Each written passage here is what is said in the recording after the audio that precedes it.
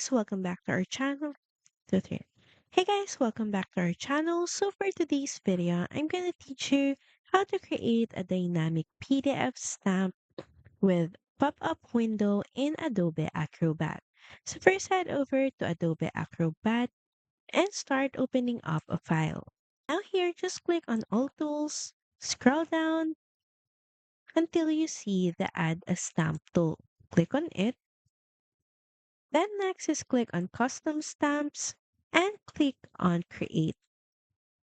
Next is click Browse button, open up your stamp file, press OK. Of course, add a category for your stamp so it could be dynamic, sign here, or standard business. Then next is rename your stamp. Then once done, head over and press OK. You can access your stamp by clicking on Stamps palette. Look for the category that you chose for you to be able to see your newly created stamp.